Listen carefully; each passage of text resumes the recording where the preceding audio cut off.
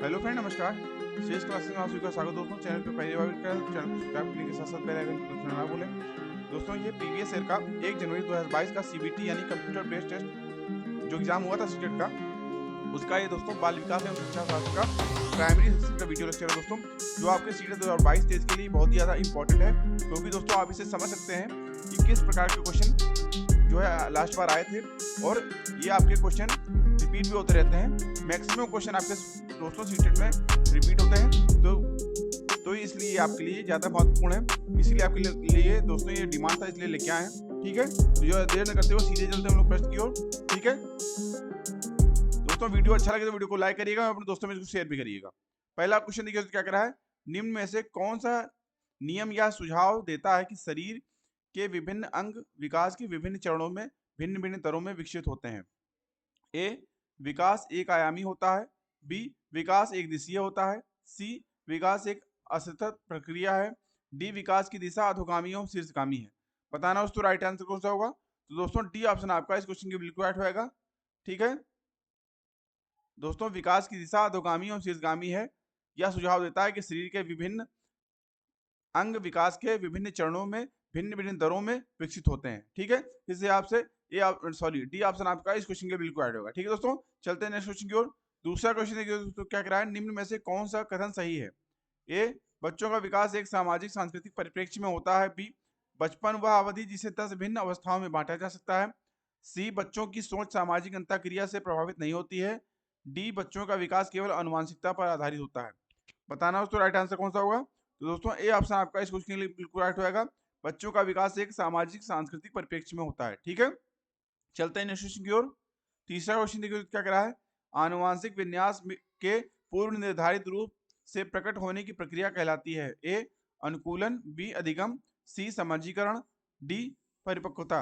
बताना दोस्तों right answer कौन सा होगा। तो दोस्तों डी ऑप्शन आपका परिपक्वता जो है बिल्कुल राइट आंसर होगा। अनुवांशिक विन्यास के पूर्व निर्धारित रूप से प्रकट होने की प्रक्रिया परिपक्वता कहलाती है। ठीक है, डी ऑप्शन आपका इस क्वेश्चन के लिए बिल्कुल राइट होगा। चलते हैं नेक्स्ट क्वेश्चन की ओर। चौथा क्वेश्चन देखिए क्या कह रहा है, समाजीकरण का प्राथमिक और समाजीकरण का द्वितीय कारक है। ए, परिवार विद्यालय। बी, मीडिया परिवार। सी, विद्यालय मीडिया। डी, मीडिया पास पड़ोस। बताना दोस्तों राइट आंसर कौन सा होगा। तो दोस्तों ए ऑप्शन आपका बिल्कुल राइट होगा। परिवार समाजीकरण का प्राथमिक और विद्यालय समाजीकरण का द्वितीय कारक है। ठीक है, ये ऑप्शन आपका इस क्वेश्चन के बिल्कुल राइट होगा। चलते हैं नेक्स्ट क्वेश्चन की ओर। पांचवा क्वेश्चन देखिए क्या कह रहा है, लॉरेंस कोलबर्ग के अनुसार 7-8 वर्षीय बच्चों में नैतिक निर्णय लेने का आधार क्या है। ए, सामाजिक व्यवस्था बनाए रखना।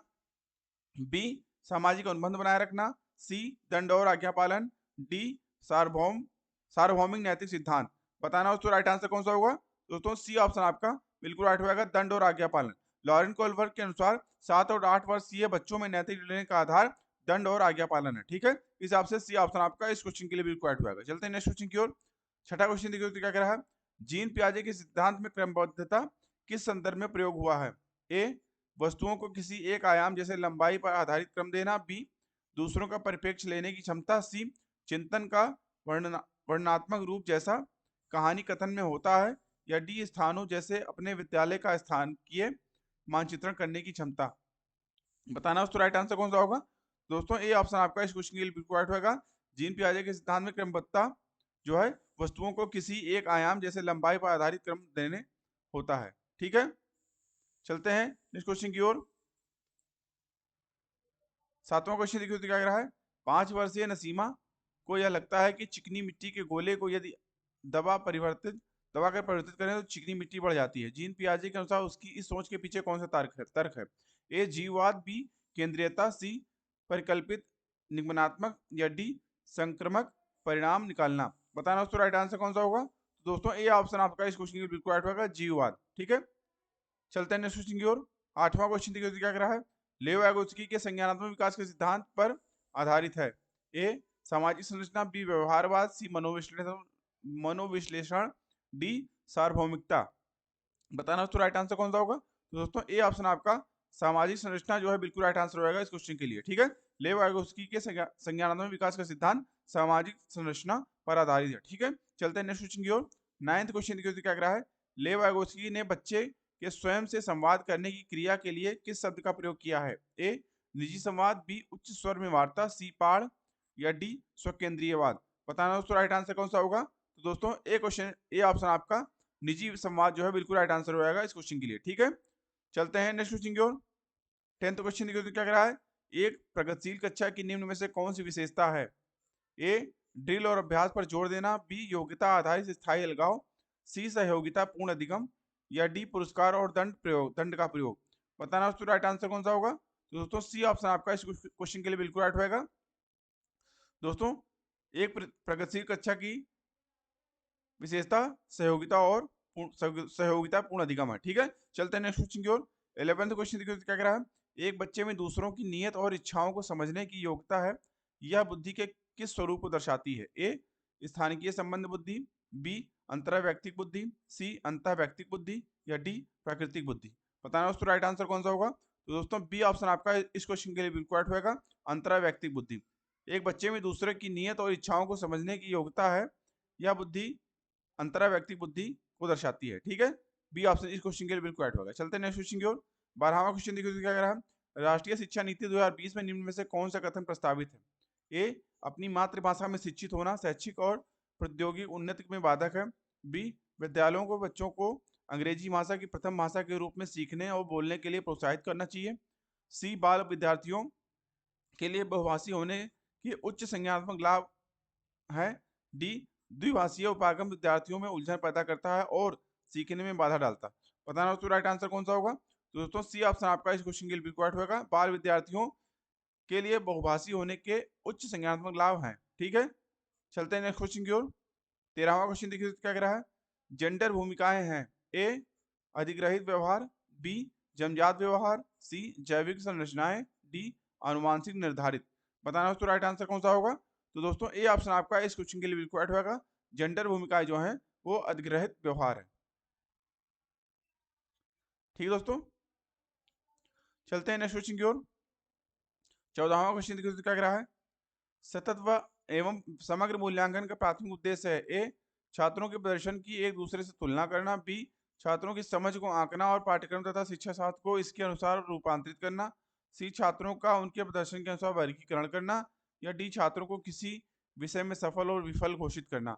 बताना दोस्तों राइट आंसर कौन सा होगा। तो दोस्तों बी ऑप्शन आपका इस क्वेश्चन के लिए बिल्कुल राइट होगा, सतत एवं समग्र मूल्यांकन का प्राथमिक उद्देश्य है छात्रों की समझ को आंकना और पाठ्यक्रम तथा शिक्षा शास्त्र को इसके अनुसार रूपांतरित करना। ठीक है, इस हिसाब से बी ऑप्शन आपका इस क्वेश्चन के लिए बिल्कुल राइट होगा। चलते हैं नेक्स्ट क्वेश्चन की ओर। 15वां क्वेश्चन दोस्तों क्या कर रहा है, अपनी कक्षा के लिए मूल्यांकन पद्धति तय करने से पहले एक शिक्षक को किन बातों पर विचार करना चाहिए। पहला, मेरे अलावा इन परिणामों का उपयोग कौन करेगा। दूसरा, विशिष्ट छात्रों के अधिगम वक्र का पता लगाने का सर्वोत्तम तरीका क्या है। तीसरा, कौन सा तरीका अध्यापिका को स्वयं के शिक्षा शास्त्र पर चिंतन में मदद करेगा। चौथा, कौन सी विधि छात्रों को उच्चतम अंक पाने में मदद करेगी। ए पहला दूसरा तीसरा, बी पहला चौथा, सी दूसरा तीसरा चौथा, या डी पहला दूसरा। बताना दोस्तों राइट आंसर कौन सा होगा। तो दोस्तों इसमें जो है इस क्वेश्चन के लिए आपका सभी को दोस्तों लास्ट बार समान अंक दिए गए थे। ठीक है, चलते हैं नेक्स्ट क्वेश्चन की ओर। 16वां क्वेश्चन देखिए क्या कह रहा है, समावेशी शिक्षा के से अभिप्राय है। ए आर्थिक रूप से कमजोर वर्ग यानी ईडब्ल्यूएस, ठीक है, का आरक्षण केवल सरकारी विद्यालयों में ही उपलब्ध कराया जाए, बी दिव्यांग छात्रों को सिर्फ विशेष विद्यालयों में ही शिक्षा दी जाए, सी सरकारी विद्यालयों में केवल अंग्रेजी भाषा पढ़ाई जाए, या डी योग्यताओं से परे होकर सभी बच्चों को गुणवत्तीय शिक्षा उपलब्ध कराई जाए। बताना उसका राइट आंसर कौन सा होगा। तो दोस्तों डी ऑप्शन आपका इस क्वेश्चन के लिए बिल्कुल राइट होगा, समावेशी शिक्षा से अभिप्राय है योग्यताओं से परे होकर सभी बच्चों को गुणवत्तीय शिक्षा उपलब्ध कराई जाए। ठीक है, डी ऑप्शन आपका इस क्वेश्चन के लिए बिल्कुल राइट होगा। चलते हैं नेक्स्ट क्वेश्चन की ओर।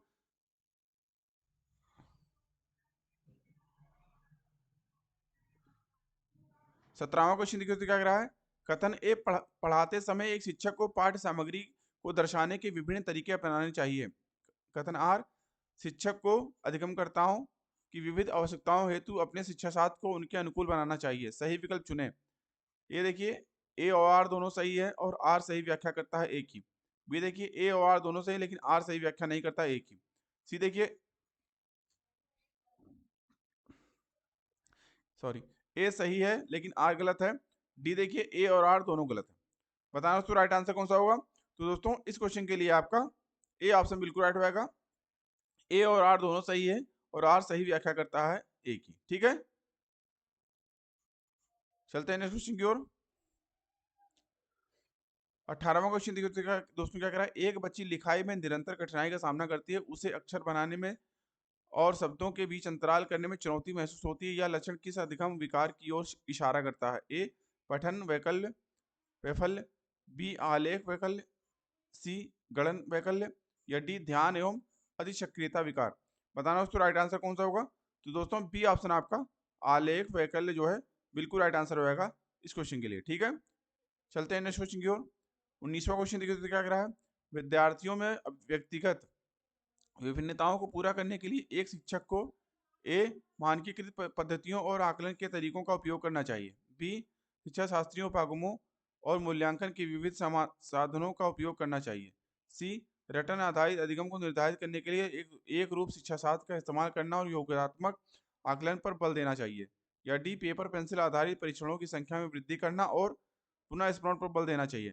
बताना दोस्तों राइट आंसर कौन सा होगा? तो दोस्तों बी ऑप्शन आपका इस क्वेश्चन के लिए बिल्कुल राइट होगा। शिक्षा शास्त्रीय उपागमों और मूल्यांकन के विविध साधनों का उपयोग करना चाहिए। ठीक है, चलते हैं नेक्स्ट क्वेश्चन की ओर। 20वां क्वेश्चन देखिए क्या कह रहा है, निम्न में से कौन सा सृजनात्मकता का अनिवार्य लक्षण है? ए अपसारी चिंतन, बी आवेगशीलता, सी सोच में केंद्रीकरण, डी अभिसारी चिंतन। बताना दोस्तों राइट आंसर कौन सा होगा? तो दोस्तों ए ऑप्शन आपका इस क्वेश्चन के लिए बिल्कुल राइट होगा, अपसारी चिंतन। ठीक है, अपसारी चिंतन जो है वो सृजनात्मकता का अनिवार्य लक्षण है। ठीक है, चलते हैं नेक्स्ट क्वेश्चन की ओर। 21वां क्वेश्चन देखिए क्या कह रहा है, छोटे बच्चे ज्ञान की संरचना और अर्थ किस प्रकार निकालते हैं? पहला सक्रिय अन्वेषण द्वारा, दूसरा खेल द्वारा, तीसरा पदार्थों पर क्रिया और प्रयोग द्वारा, चौथा सहपाठियों और वयस्कों संग सहभागिता द्वारा। ये ऑप्शन देखिए क्या कह रहा है, पहला और तीसरा सही है, बी पहला तीसरा चौथा, सी पहला दूसरा तीसरा, या डी पहला दूसरा तीसरा चौथा। बताना दोस्तों राइट आंसर कौन सा होगा? तो दोस्तों डी ऑप्शन आपका इस क्वेश्चन के लिए करेक्ट होगा। पहला दूसरा और तीसरा और चौथा तीनों सही है, चारों सही है। सक्रिय अन्वेषण द्वारा, खेल द्वारा, पदार्थों पर क्रिया और प्रयोग द्वारा, सहपाठियों वयस्कों संग सहभागिता द्वारा। ठीक है, इस हिसाब से डी ऑप्शन आपका इस क्वेश्चन के लिए बिल्कुल करेक्ट होगा। चलते नेक्स्ट क्वेश्चन की ओर। 22वां क्वेश्चन देखिए क्या कर रहा है, एक अध्यापिका बच्चों को फोन नंबर रटने के लिए फोन नंबर के 10 अंकों को 3 और 4 अंकों के समूहों में बांट कर याद करना सुझाती है। अध्यापिका द्वारा सुझाई गई यह रणनीति कहलाती है? ए खंडीकरण, बी कूट लेखन, सी स्वागीकरण, या डी अनुकूलन। बताना उसका राइट आंसर कौन सा होगा? तो दोस्तों ए ऑप्शन आपका खंडीकरण जो है बिल्कुल राइट आंसर हो जाएगा इस क्वेश्चन के लिए। ठीक है, चलते हैं नेक्स्ट क्वेश्चन की ओर। 23वां क्वेश्चन देखिए क्या कह रहा है, निम्न में से अधिगम की कौन सी दशा पर विद्यालयों में सबसे अधिक बल देना चाहिए? ए परिवेश से सहभागिता द्वारा कौशलों और ज्ञान का अर्जन, बी विषय वस्तु को रटना, सी दूसरों का निष्क्रिय अनुकरण, डी उद्दीपन अनुक्रिया संबंधों द्वारा व्यवहार का अनुबंधन। बताना दोस्तों राइट आंसर कौन सा होगा? तो दोस्तों इस क्वेश्चन के लिए आपका ए ऑप्शन बिल्कुल राइट होगा। ठीक है दोस्तों, विद्यालयों में सबसे अधिक बल देना चाहिए परिवेश से सहभागिता द्वारा कौशलों और ज्ञान का अर्जन करने में। ठीक है, चलते हैं नेक्स्ट क्वेश्चन की ओर। 24वां क्वेश्चन क्या कह रहा है, निम्न में से कौन सा युग सामाजिक संरचनात्मक उपागम के लिए के अनुसार छात्रों के पढ़ने को सुसाध्य करता है? पहला देखिए, सलमा विद्यार्थियों को नए शब्द सिखाने के लिए फ्लैश कार्ड का उपयोग करती है और उनके सही उत्तरों के लिए उन्हें टॉफी देकर पुरस्कृत करती है। दूसरा देखिए, परामति विविध प्रकार की पुस्तकें अपने विद्यार्थियों को पढ़ने के लिए देती है। जो विद्यार्थी एक विशिष्ट पुस्तक पढ़ते हैं उन्हें नियमित रूप से पुस्तक पर परिचर्चा करने के लिए कहती है। तीसरा, अरुंधति नए शब्दों का अर्थ समझने के लिए शब्द संदर्भ संबंधित संकेतों के इस्तेमाल पर बल देती है। चौथा देखिए, रेखा अपने विद्यार्थियों को उन शब्दों को 5 बार लिखने के लिए देती है जो वह वर्तनी परीक्षा में गलत करते हैं। बताना दोस्तों राइट आंसर कौन सा होगा? तो दोस्तों सी ऑप्शन आपका इस क्वेश्चन के लिए बिल्कुल राइट होगा। दूसरा, तीसरा ऑब्लिक दूसरा और तीसरा। ठीक है, चलते हैं नेक्स्ट क्वेश्चन की ओर। 25वां क्वेश्चन देखिए क्या कह रहा है, एक क्षमता होने के नाते आप अपने छात्रों में समस्या समाधान क्षमताओं को किस प्रकार सुसाध्य कर सकते हैं? ए अपने विद्यार्थियों में डर की भावना पैदा करके, बी समस्याओं के हल हेतु अटल तरीके के इस्तेमाल को बढ़ावा देकर, सी समरूपों के इस्तेमाल को बढ़ावा देकर, या डी निष्क्रिय रटन पद्धतियों के इस्तेमाल को बढ़ावा देकर। बताना है राइट आंसर कौन सा होगा? तो दोस्तों इस क्वेश्चन के लिए आपका सी ऑप्शन बिल्कुल राइट होगा। ठीक है, समरूपों के इस्तेमाल को बढ़ावा देकर। ठीक है, चलते हैं नेक्स्ट क्वेश्चन की ओर।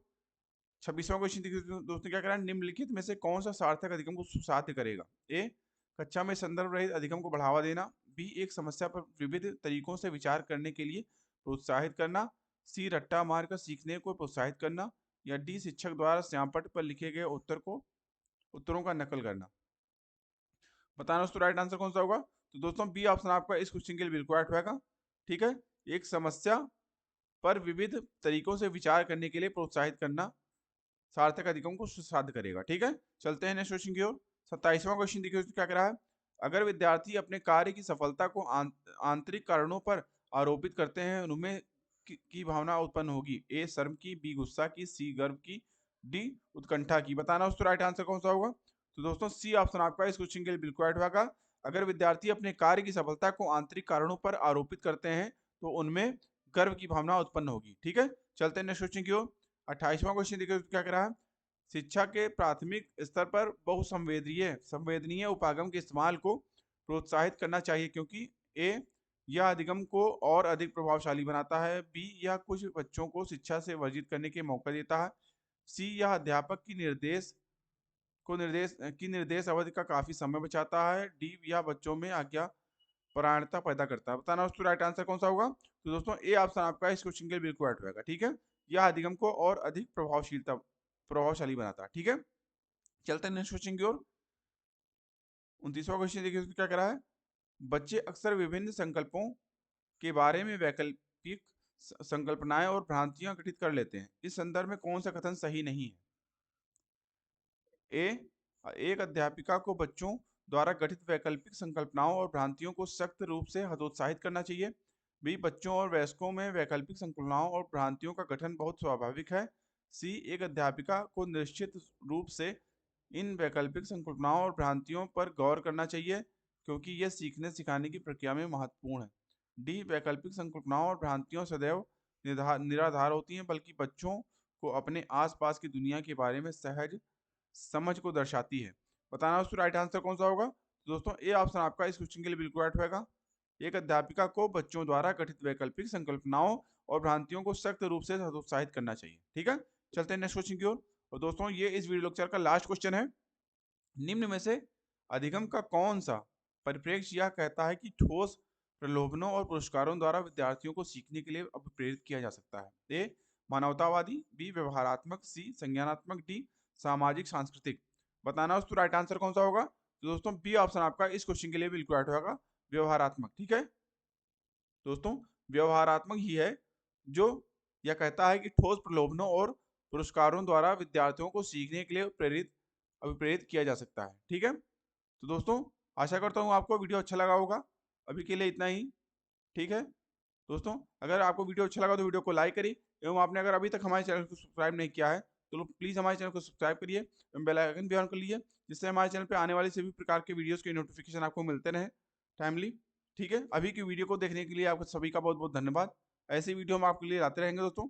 मिलते हैं दोस्तों नेक्स्ट वीडियो लेक्चर में, तब तक के लिए थैंक यू, जय हिंद।